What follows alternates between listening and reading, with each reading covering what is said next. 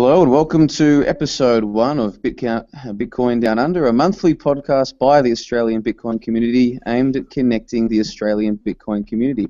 Today is Monday the 13th of July. I'm your host John LeBon, and tonight we have with us an all-star cast of the Australian Bitcoin community. We've got with us Adam from Launcest and Launch and the president of the BAA. How are you tonight, Adam?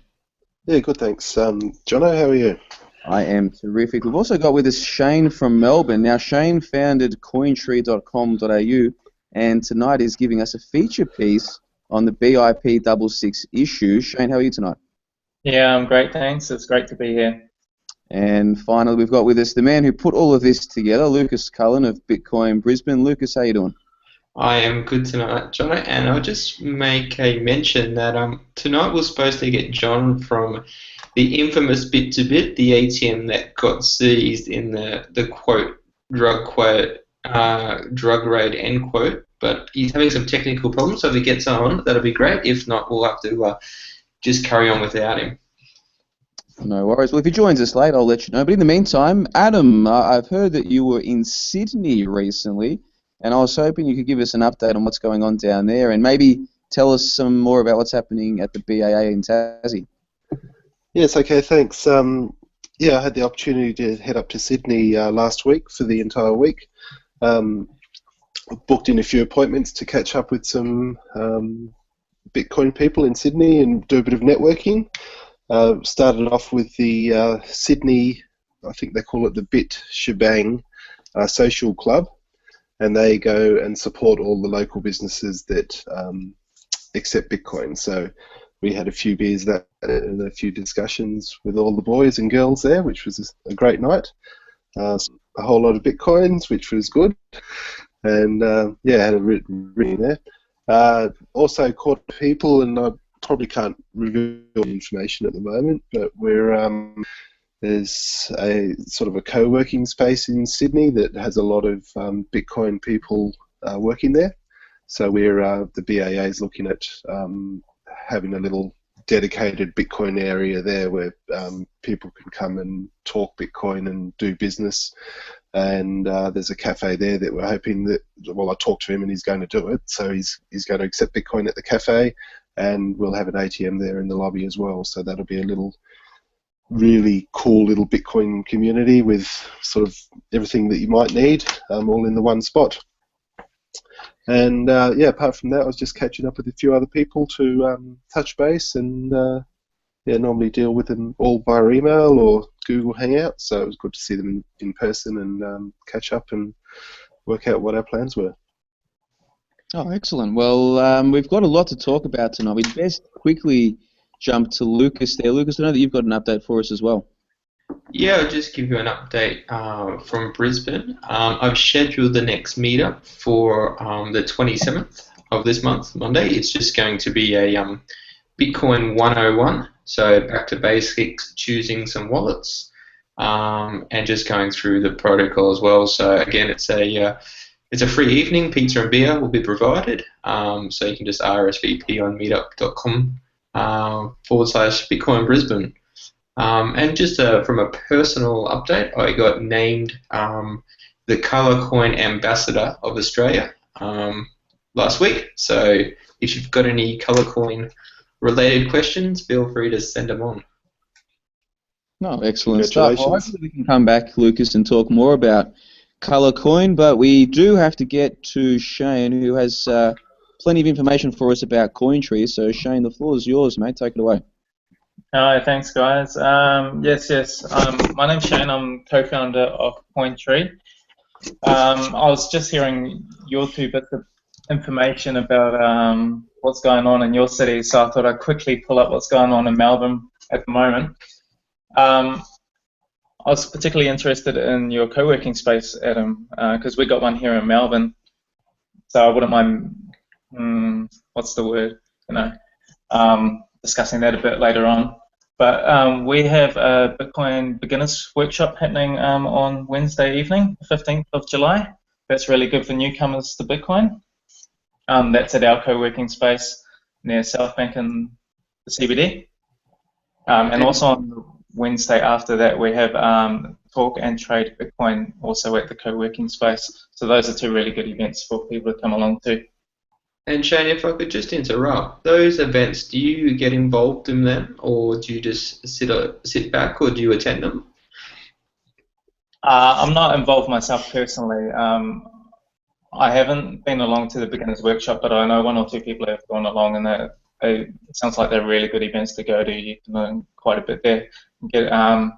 You kind of start to talk to other people who are working in the co-working space, bounce ideas around, and they're really helpful people. It's a great environment for newcomers. And does CoinTree have any plans to move into the co-working space as well? Not at this stage. We're quite happy as we are for now. I know a lot of guys who are in those in the co-working space are really happy there though. Excellent stuff. Alrighty. Yeah, sorry. No, go on. I was just going to say, in terms of CoinTree itself, I could maybe talk about the latest features and stuff we've been going on. I don't know how we want to go from here. Yeah, sure. Well, last time we spoke, you sponsored the meetup up in Brisbane. The product was looking quite good, but then I understand you had a few banking troubles, so you weren't taking deposits. So have you sorted those out yet, or what's the plan or the roadmap for CoinTree going forward? Yeah, I can definitely talk for ages about the fraud issues. We're in full swing again. We've got a whole range of payment options now. Cash deposits, quite a few banks, also BPay, and we're using a system called Poly Payments, which is provided by Australia Post. That actually allows us to do instant Bitcoin purchases. Okay. In terms of fraud, we've had an interesting case today. Actually, it turns out people are getting more and more cunning. Our latest one that we received today is that someone was tricked into depositing into a bad guy's account. So there was this eBay purchase. Someone bought a motorbike off eBay, and the seller had set up a CoinTree account and sent the CoinTree payment details to the buyer and told the purchaser to deposit cash into our account. And they've done so, and now, well, it's been a couple of weeks and they haven't received this motorcycle. So that's kind of the level of, I don't know, craftiness that we have to, a lot of exchanges are dealing with these days. Wow, that is some good insight. When I used to work for a startup company in the UK selling photos, we had a lot of crafty efforts as well. So I could just imagine the amount of sophistication, the effort people go through to try and get free Bitcoin. That's great insight. So, I mean, if there's anything else, I would like to maybe talk about the Westpac investments going on and get some feedback from the panel on what you think what you think this means for Bitcoin and the Australian investment in Bitcoin companies. Maybe Adam, if you want to jump in. Yep. Yeah. Well, I think it's a great step forward for the whole industry, really. And yeah, I'd just be really interested to know how closely Westpac and their investment arm work. Yeah, from what I understand, they're reasonably separate businesses, but Westpac is obviously got a veto over investments, I dare say, and so yeah, so that the fact that they've allowed this one to go through is quite telling, and yeah, I think it's smart on the behalf of Westpac. It's really a hedge and really getting the toe in the water, and yeah, if Bitcoin takes off, then it's going to be a really smart investment. Well, one of the things I wanted to discuss with John from Bit to Bit, he actually just had his Westpac account closed, which of course puts his company under a lot of pressure. So would you think there's a bit of a conflict of interest from Westpac and towards the Bitcoin companies? It would seem that way, but like I said, there's probably quite a degree of separation between Westpac and the investment arm. They're probably quite separate entities with separate management. And so, I mean, even when you talk to the banks directly about Bitcoin, it really depends on who you talk to, whether they even know about Bitcoin. And when you push them and ask for a policy, they still, even these days, say that there's no policy on it and that you're not doing anything illegal and you can open up your bank account. So, well, I guess I have first-hand experience working in banks and understanding that the levels of management and teams that aren't often cohesive. So I fully understand those comments. Shane, did you have any thoughts on the banking? Did you at CoinTree run into any banking issues that you care to share? Yeah, we had our Westpac closed near the end of last year, just when things were kind of looking all right as well. I think it's interesting. It's almost like the banks time it when you think, oh, everything's now smooth sailing. A lot of them will come and throw like a big roadblock at you. So we had our account closed down as well at the time when we thought we were seeing a lot of other exchanges using Westpac, and it seemed like a safe bet. So this well, it's Westpac's venture capitalist fund, isn't it? That's actually invested in Coinbase. So I think that's actually a huge thing. So at the time that we had our Westpac account closed, we already heard rumours of Westpac itself and other banks working with cryptocurrencies inside them, having small teams working on them. And now to have news like this come out, it means that they're starting to take this stuff seriously. So I think it's really great. I mean, at the end of the day, it's Coinbase would be, you know, they've got a bit of weight behind them, and they're be a decent competitor to someone like ourselves. But at the end of the day, for everyone using Bitcoin, it's a fantastic thing that banks are now starting to take it a bit more seriously. And if we had someone like Coinbase come to Australia, you know, a big thing about them is trust. It's kind of, I think I saw it as their model or something like that. It brings a lot more robustness and confidence in Bitcoin. Yeah, sure. I would just, while I remember, we've got 3 live viewers on, so thanks very much for joining us. Now, we do have some problems with the Q&A or the comments on YouTube, so I don't think we'll be able to take comments tonight, but feel free to tweet them through, and we'll see if we can answer them. Adam, is there anything else you'd like to put to the Westpac conversation before we go over to Shane's BIP66 feature piece?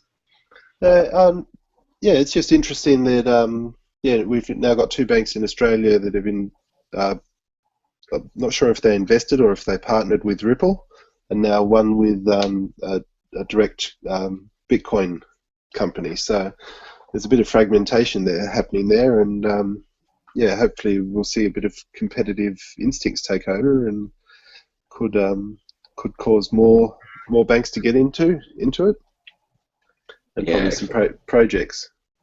Yeah, excellent stuff. Well, I guess the bigger banks have the funding, or the capital, I should say, to throw a bit of R&D research teams, a few agile ninja teams in there to see if it works, where maybe the smaller banks just don't have that budget to throw at it. So yeah, I think you'd be naive to think that any other bank isn't looking at it. It solves a lot of problems, as we all know.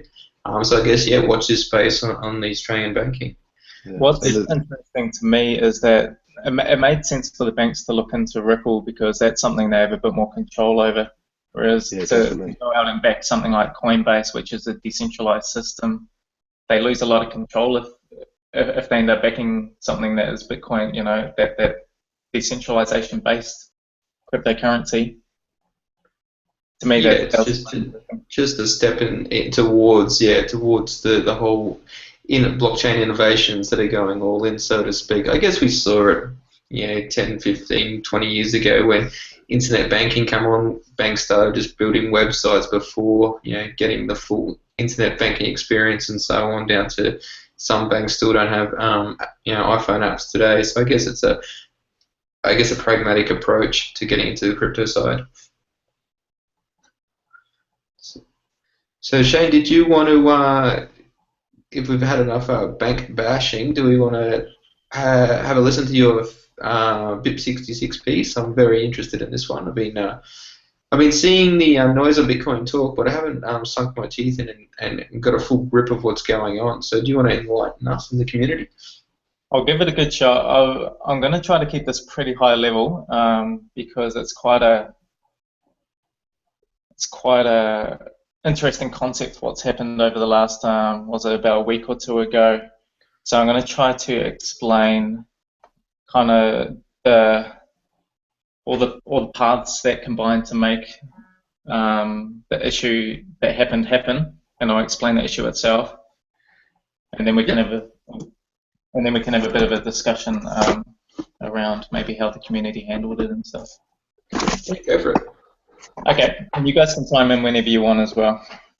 Sounds good. Okay, so a week or two ago we had a fork happen on the blockchain. What that means is that the miners were building off some blocks for a while. I already realise this is getting a bit too technical, but hopefully when I backtrack to how it all came to be, it'll make a bit more sense.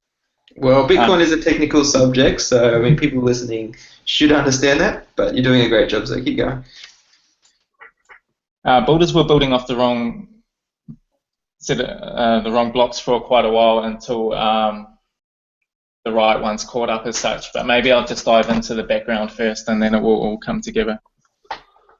So a while back, something called BIP66 was introduced into Bitcoin Core, and this was basically just a pretty straightforward feature, which was a security improvement which removed the dependency of OpenSSL. This was introduced in Bitcoin 9.5. I think we're up to version 1 or version 10 now already. Now, the issue that came to be happened because of something called SPV, which is a simplified payment verification. And essentially what this is when miners are mining away, trying to find the next block so they can get their 25 Bitcoin reward.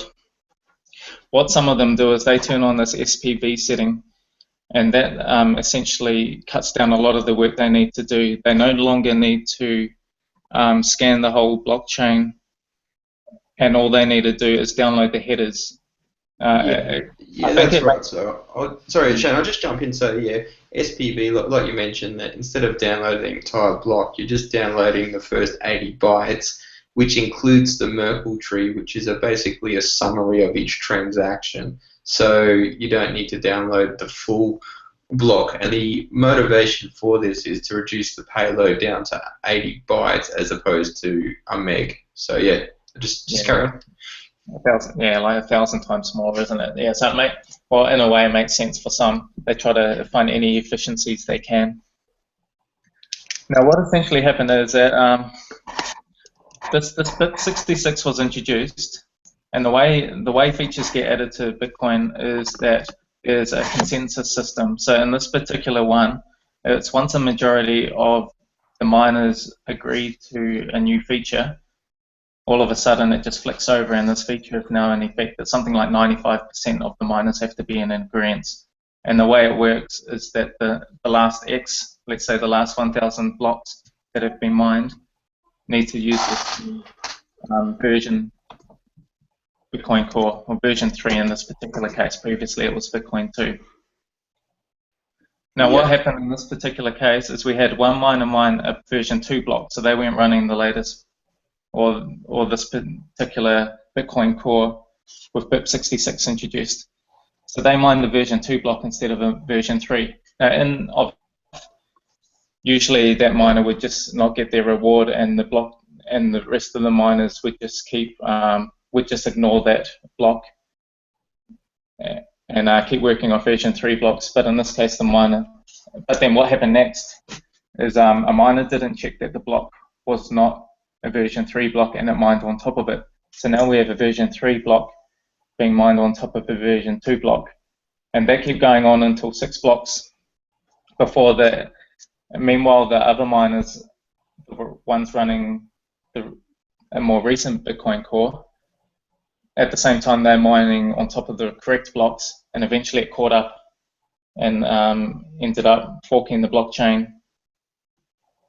Do we know how long the fork was for in the end? I think it got to 6 blocks. Okay. Well, I mean, 6 blocks. A 6-block fork does occur now and again. It happened probably 2 years ago as well. But it's just a probabilistic. Yeah, I think it gets down to less than a 0.1% chance of it happening. But I mean, it is possible. Yeah, yeah, it is possible. I remember when maybe it was a year or two ago, and there was the general the word around was that you should wait until like 3 to 6 confirmations before you consider something kind of, well and truly confirmed. And at the time, I think the longest fork at the time had been 4 blocks. Yeah. No, I do remember one. I mean, there's a use case. It might have been around the same time. It's probably when all the ghash.io concerns, the 51%. So it was probably around that same time. But I think there was a 6-block one. But anyway, carry on. Well, that's essentially what's happened. I don't know, Jono. Did I explain that well enough that maybe in an understandable way? Yeah, I was following it with no problems. Okay, great. So I thought it'd be good to have a bit of a discussion. I mean, temporarily when the issue was happening and while they were trying to notify the miners and get it all sorted out, one of the Bitcoin devs, they put up a warning saying that we should now wait until 30 confirmations just to be safe. Yeah, well, I mean, there is no hard and fast rule on confirmations. I mean, if we could draw a diagram, it depends on one, the amount of Bitcoin you're receiving, and 2, the likelihood of someone trying to go through the effort to create a fork to essentially double spend. So if you're buying a cup of coffee for $4, or maybe it's a bit dearer in Melbourne, then waiting 1 confirmation or even 0 is pretty adequate. But if you're buying maybe a property worth $1 million, you might want to wait 100 confirmations anyway, or 30 confirmations anyway. Each time a miner gets paid out, those coins are unspendable until 120 confirmations anyway. So I guess there's a bit of education maybe in the community that needs to understand what confirmations actually mean and what forks mean as well, and what the inherent risks are. Yeah, that's it. One of the interesting bits I was reading on this is the miners that ended up mining these 6 blocks or so that ended up being invalidated, they would have been out, a fair bit of cash. I think someone said maybe around $20,000, or maybe that was just a guess. But at the end of the day, if they're getting these kind of shortcuts by having this flag on and not validating, or only downloading the headers and not taking the time to validate properly, it introduces interesting issue if miners keep taking this type of approach. It could happen again. Yeah, well, it does raise a few interesting issues as well, because Bitcoin is only valuable because we say it's valuable, and because we believe that the protocol isn't flawed. Now, there's nothing to stop us all writing our own software, taking the Genesis block and creating our own fork right from the original block. Now, if we can convince enough people that, hey, our Bitcoin is now more secure and more valuable than the current chain, then there's no reason why you couldn't roll back the entire, every Bitcoin transaction. So by miners trying to take a shortcut or trying to maybe be a bit clever to get that sugar hit of 25 Bitcoin, they could actually undermine, the confidence in the actual protocol.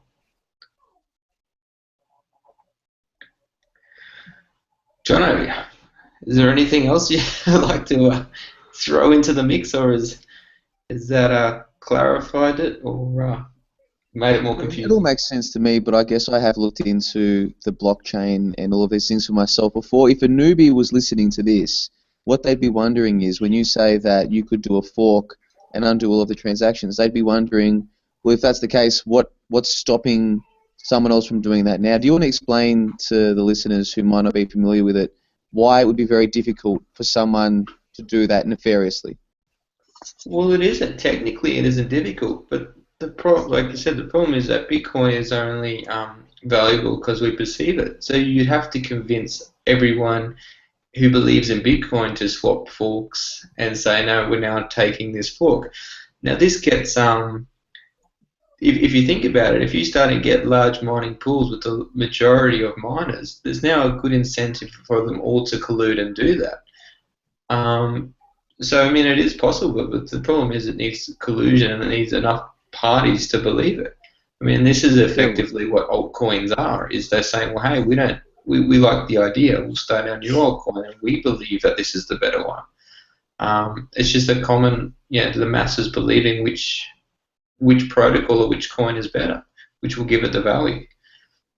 Yeah, and you'd have to get all the network effects that Bitcoin's built around Bitcoin, I should say, and get them to move with you. You'd have to get all the merchants to move over, all the miners to move over, all the wallets. So it's pretty close to impossible, I would say, for something like that to happen. But technically, it is possible. Well, I guess as an analogy, it's just like believing in a government. If we all stop believing that this government is in power, then are they really in power? So there's a comment. Shane would just like to chat to you a bit more, I guess, Adam, about the Sydney worker space. Do you want to give us a little bit more information on that before we have some closing thoughts? Yeah, well, I've taken a lot of inspiration from the Melbourne Bitcoin Technology Centre. And I haven't visited there yet, so I'm not fully aware of all the ins and outs of the space. But I've been in contact. Like, I've known this person for quite a while now, and I caught up with them while I was in Sydney. And they run a fintech workshop.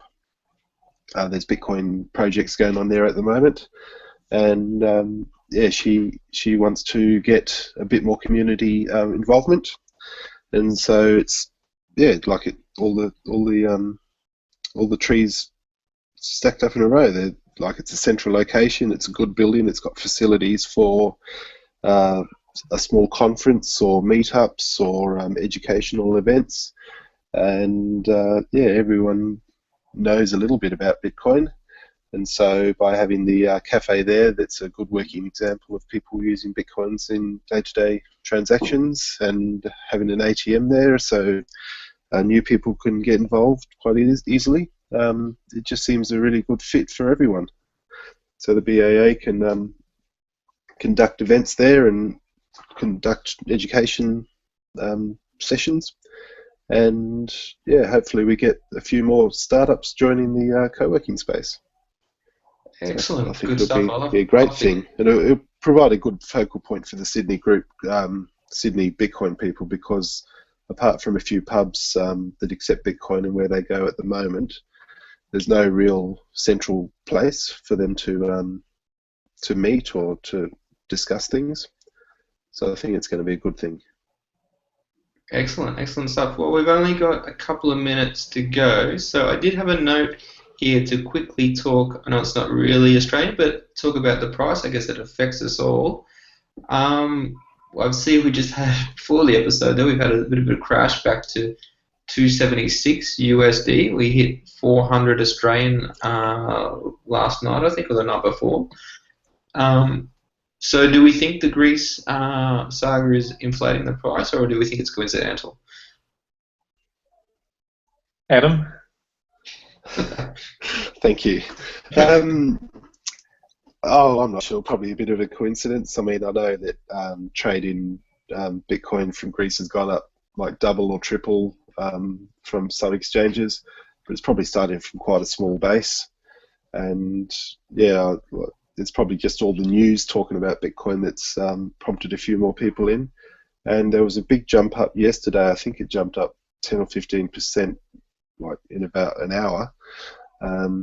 That must have been a few big trades rather than a few small trades from Greeks, I reckon. So probably someone in China putting a few $1 million in. Sure thing. Well, if that's about it, it is block 365111. Thank you to our listeners for joining us tonight. I hope we provided some value, and we might see you all again next month. Yep, for sure. And we've got 5 people on the live watching at the moment. We do. So thanks to all for joining us. Next time Great, we'll thank mind you. some comments as well. Thank you. Yeah. Okay, bye-bye, thank you. See you guys. Right. See ya.